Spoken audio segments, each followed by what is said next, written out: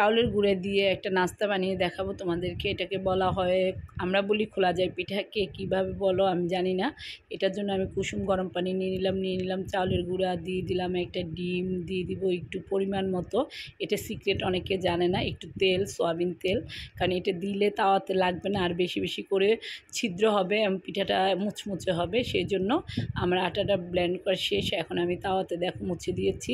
যত পুরানো তাওয়া হয় অতই ভালো। এটা যদিও খোলা যায় পিঠা, মাটির খোলাতে করতে হয়, যেহেতু আমার নেই আমি পুরানো খোলাই নিয়েছি। দেখো ছিদ্রগুলো কিভাবে হয়েছে, প্রত্যেকটা পিঠা মুচমুচে এবং তোমার ছিদ্রযুক্ত হয়েছে। নতুন ফ্রাই প্যানে বানালে এই ছিদ্রগুলো হয় না।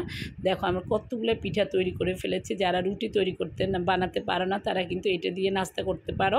আটা দিয়েও অনেকে বানাতে পারো, বাট আমি চাউলের গুঁড়ো দিয়ে পছন্দ করি, তার জন্য আমি চাউলের গুঁড়ো দিয়ে। দেখো রান্না করা শেষ, আমি গরু মাংস দিয়ে 2 রকম ভর্তা দিয়ে খাচ্ছি। ভর্তাগুলো রেসিপি কিন্তু দেওয়া আছে, তোমরা দেখে নিও, আর গরু মাংসের রেসিপিটা আমি দিয়ে দিব। ভালো লাগলে পাশে থেকো।